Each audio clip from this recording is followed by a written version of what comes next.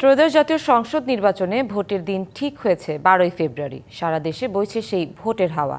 এ নিয়ে কি ভাবছেন সাধারণ মানুষ থেকে শুরু করে আগামীর জনপ্রতিনিধিরা, সে কথা জানাতে ডিবিসি নিউজের ইলেকশন এক্সপ্রেস ছুটে যাচ্ছে সব সংসদীয় আসনে। এখন আছে সংসদীয় আসন 231, সিলেট 3-এ। স্বাগত জানাচ্ছি সিএসআরএম ডিবিসি ইলেকশন এক্সপ্রেস অনুষ্ঠানে। আমরা এখন রয়েছি সিলেট 3 আসনে।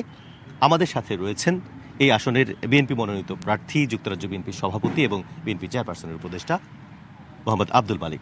আপনাকে স্বাগত জানাচ্ছি। প্রথমেই জানতে চাইব, নির্বাচন তো ঘনিয়ে আসছে, ভোটারদের কাছে আপনারা ছুটে গেছেন, কি কি পয়েন্ট বা কি কি প্রতিশ্রুতি আপনারা ভোটারদের দিচ্ছেন, যে বিষয়ে আপনারা কাজ করবেন উন্নয়ন ফোকাস? ধন্যবাদ আপনাকে। বিসমিল্লাহির রহমানির রহিম। আসসালামু আলাইকুম।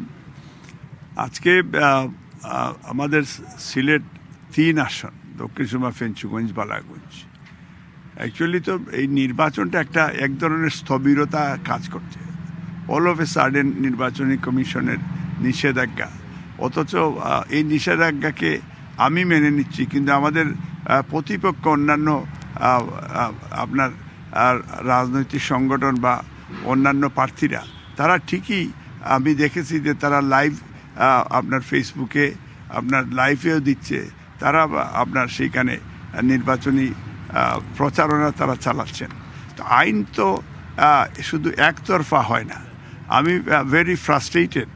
তা আমরা নির্বাচনী কমিশনকে আমরা হয়তো জানাবো, বাট তাও আমি জানাইতেও চাই না যে এটা তো নির্বাচনী কমিশনের তো 2টা চোখ রয়েছে সেইখানে।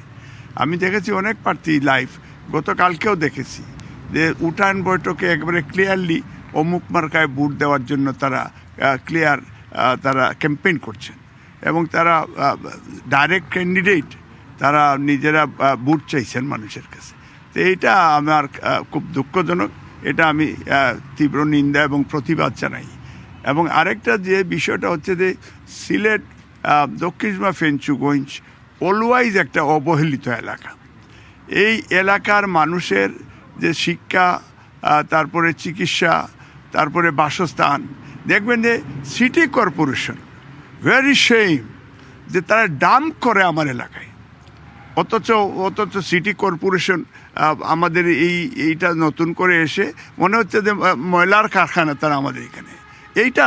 এইখানে আপনি যদি যান আপনার ওই যে উপজেলাতে, আপনি মঙ্গলবাজার রাস্তায় আপনি গেলে দেখবেন যে সবচেয়ে দুর্গন্ধ এলাকা এরা এটা করেছে।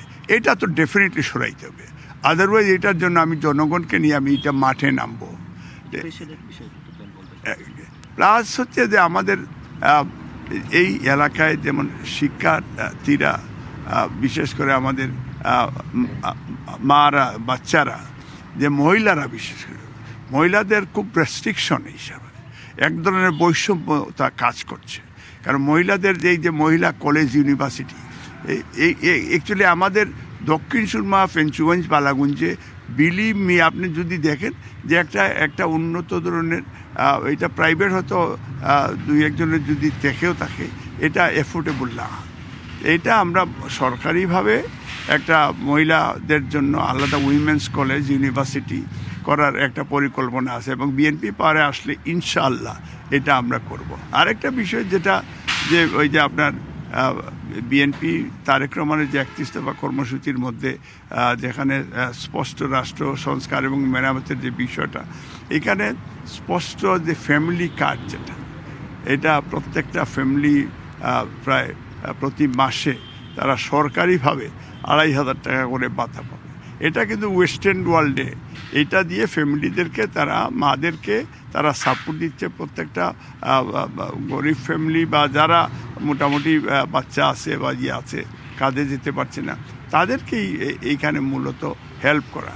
আর আরেকটা বিষয় যেটা যে কৃষকের জন্য আরেকটা কার্ড যেটা তৈরি করা হয়েছে, এই কৃষকদের জন্য, যে কৃষকরা অনেক সময় সারের অভাবে, সাধারণ কৃষক অনেক জমি চাষ করতে পারতেছে না, বা অনেকের আমাদের দেশে একটা আছে যে তার জমি না থাকলে আরেকজনের জমি এনে অর্ধেক করে, কিন্তু তার পয়সাই সে স্পেন্ড করতে হয়। তো তো সেই সবগুলিতে ভর্তুকি দেওয়ার জন্য আমার মনে হয় বিএনপি সরকার ইনশাল্লাহ আসলে এগুলি কৃষকের বিষয়টা স্পেশালি করবে। মানিক ভাই, শুনছিলাম আপনার পরিকল্পনার কথা, একটু ছোট্ট করে জানতে চাইব শেষ পর্যায়ে মানুষের সাড়া কেমন পাচ্ছেন এবং লেভেল প্লেইং ফিল্ড সম্পর্কে ছোট্ট করে একটু জানতে চাইব।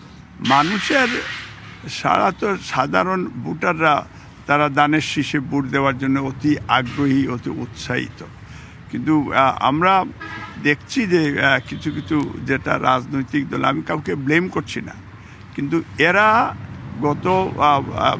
তো গত সরকারের সময়ও তারা কিন্তু এক ধরনের সরকারের সাথেই ছিল এবং এখন পর্যন্ত তারা তাদের সাথে অনেকের সাথে যাতায়াত করে তারা নতুন করে মেম্বারশিপ নবায়ন করছে এবং অন্য দল থেকে নিয়ে আসতেছে। আমরা চাই যে সত্যিকার অর্থে এই দেশের মানুষ এই এলাকায় একটা শান্তি বিরাজ করুক। আমরা ঐক্যবদ্ধভাবে দলমত নির্বিশেষে এলাকা শান্তির বার্তা ছড়িয়ে দিতে চান এবং এলাকার উন্নয়নের কথা বলছেন আপনারা।